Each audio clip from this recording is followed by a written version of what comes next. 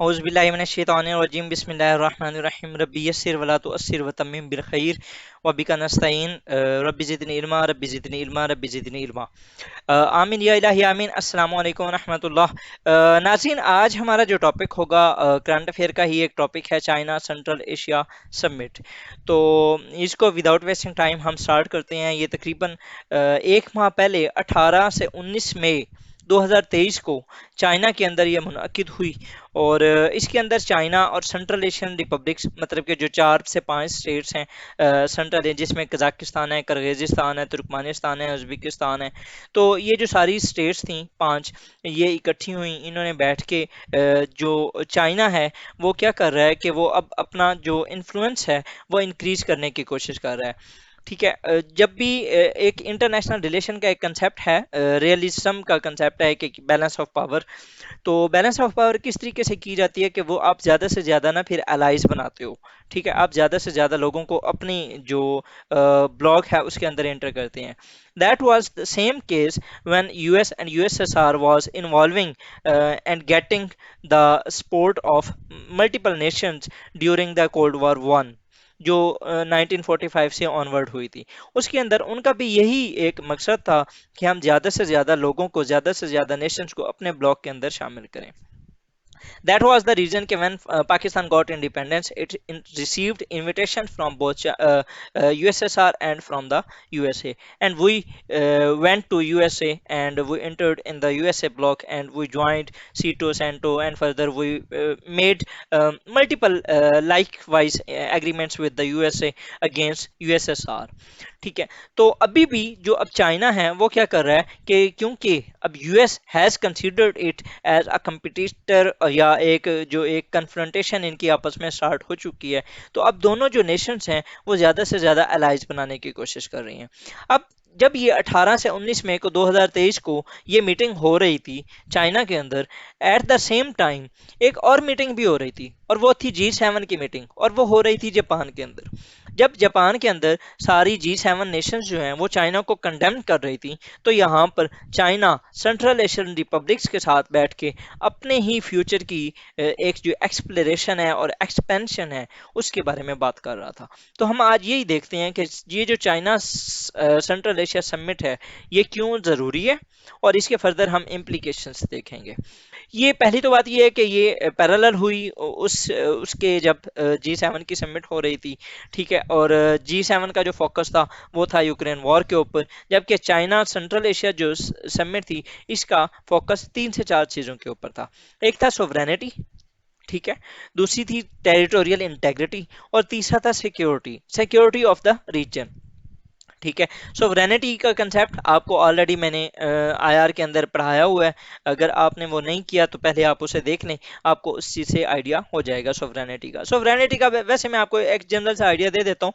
वो ये है कि आप एक टेरिटरी के अंदर, अगर फॉर एग्जांपल ये पाकिस्तान का मैप है, सॉरी मैं इसको, ये जिस तरीके से बन गया बस इसको यहाँ पर आप सिर्फ जस्ट जो जिस्ट है जो मैं बताना चाह रहा हूँ उसके ऊपर वो लिखिएगा। ये एक टेरिटरी है हमारी। ठीक है।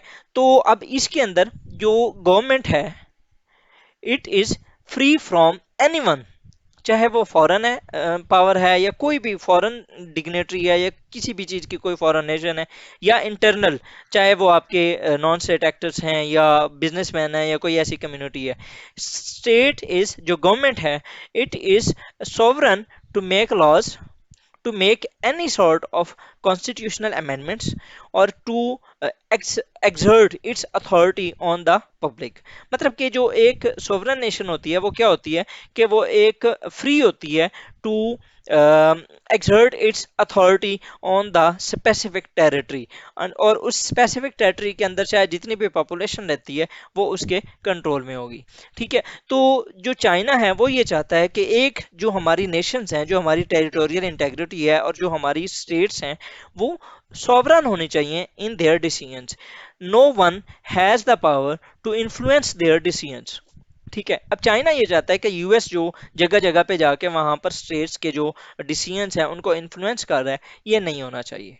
ठीक है। States has the power to influence their own decisions. यहाँ पर मैं आपको ये भी बताता जाऊँ कि ये जो कास्ट स्टेट्स हैं ये they are the member of SCO. SCO Shanghai cooperation organisation, इसके ऊपर मेरे ऑलरेडी लेक्चर्स मौजूद हैं, आप उसे देख सकते हैं।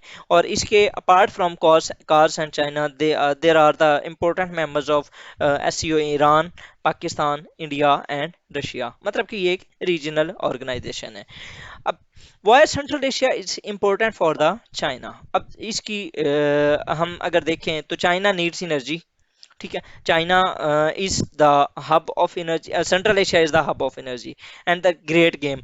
जो सेंट्रल एशिया है इसको the great game of the 21st century कहा जाता है। जिस तरीके से आप 17th या 18th सेंचुरी के अंदर इंडस्ट्रियलाइजेशन की बात करते हैं, उसके बाद जब आप नेक्स्ट आते हैं तो ऑयल की बात करते हैं 20th सेंचुरी के अंदर, तो 21st सेंचुरी के अंदर जो ज़्यादातर एक तो इश्यूज है इंफॉर्मेशन का और डाटा का, उसके बाद जो आपकी ज्यादातर नीड्स हैं वो आपकी एनर्जी की नीड है। अब वो चाहे आप खाम वाल से या जो ऑयल है उससे लें, या उसके अलावा जितने भी बाकी होते हैं सोलर, न्यूक्लियर और बाकी सारी चीज़ें।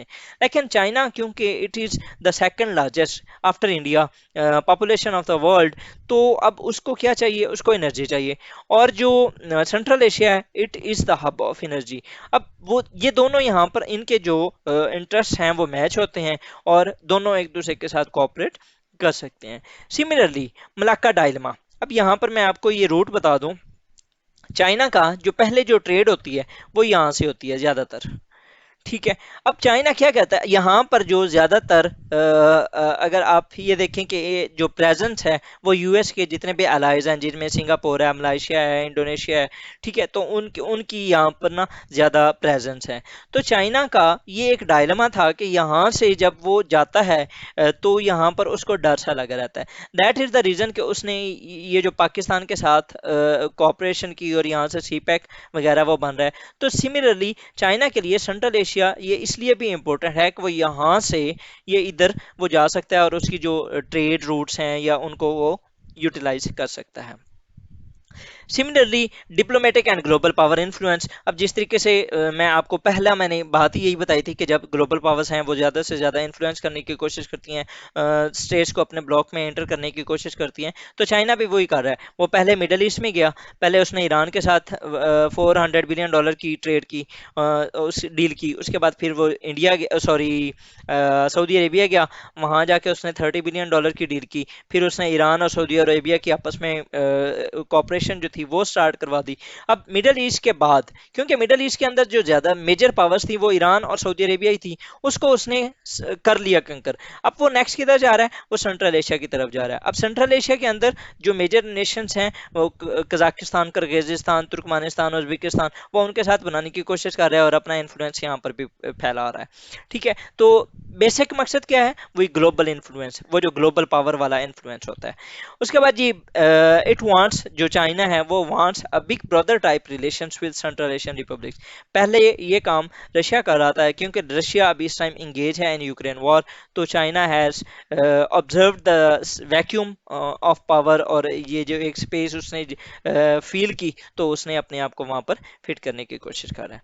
सिमिलरली जो चाइना का एक शिनजियांग का रीजन है, साउथ के अंदर है, ये शायद नॉर्थ वेस्ट के अंदर है, तो वहाँ पर ज़्यादातर जो इंसर्जेंसीज हैं वो हैं, ठीक है, और उनके जो बॉर्डर्स हैं वो लगते हैं विद सेंट्रल एशिया।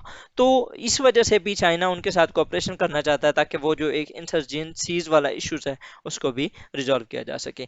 तो ये 3 से 4 पॉइंट्स हैं जिनकी वजह से central Asia is important for China, ठीक है। सिमिलरली ये उसके ट्रेड रूट्स का भी हिस्सा है। अब आप देखें कि जितने भी इसके ट्रेड रूट्स हैं वो जा रहे हैं, अब ये उज़्बेकिस्तान से होता हुआ, ये टर्की से होता हुआ ग्रीस और बाकी यूरोप के अंदर जाएगा। सिमिलरली इधर से पाकिस्तान और यहाँ से होता हुआ ये इस साइड पे जाता है, यूरोप वाली साइड पे, क्योंकि उसने ओवरऑल दुनिया को ही टच करना है।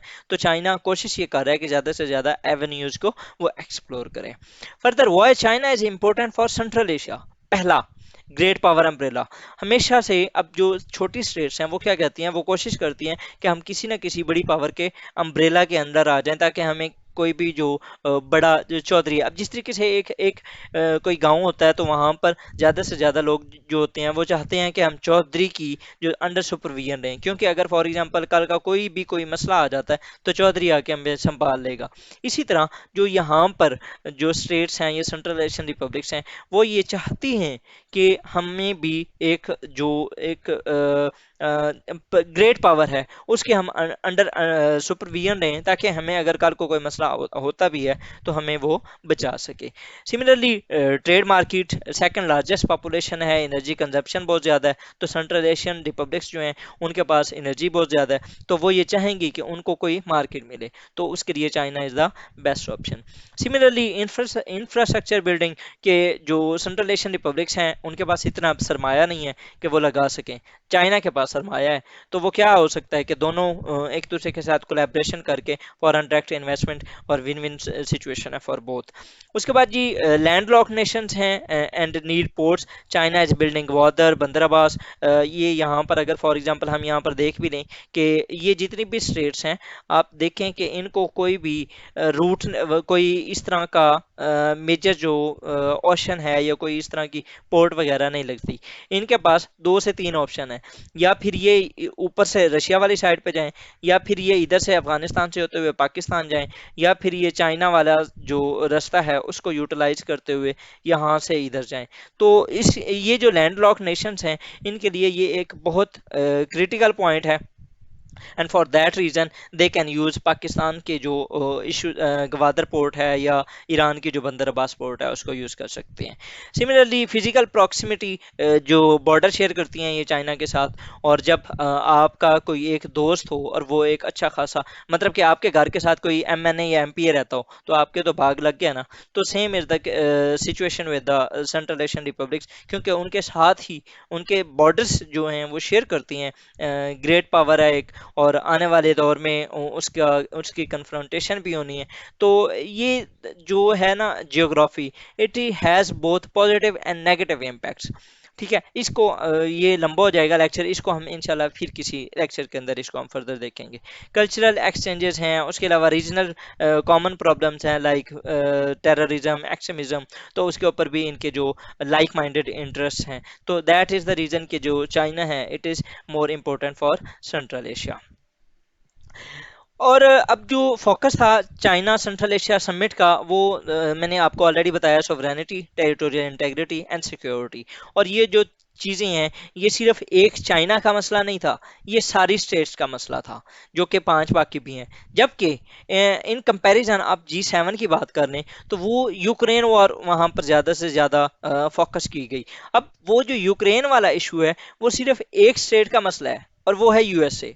ठीक है, यूएसए, ये तो पोप फ्रांसिस ने भी शायद कहा था कि it was USA which and it was NATO which was barking at the doors of Russia.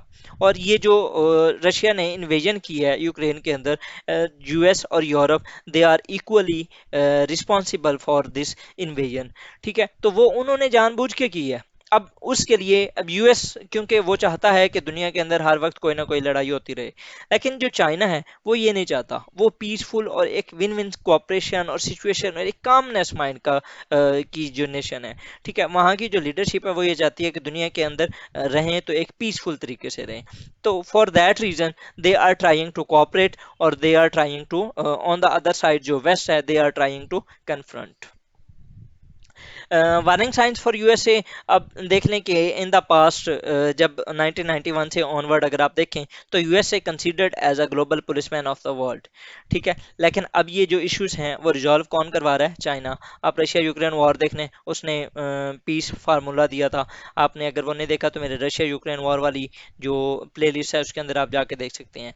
उसके बाद ये चाइना ने ब्रोकर की deal with KSA and Iran, China Afghan peace process के अंदर मेन था। उसके अलावा चाइना बहुत कोशिश कर रहा है कि अब पाकिस्तान और इंडिया के दरमियान भी कुछ जो एक बैकडोर डिप्लोमेसी है वो स्टार्ट रहे।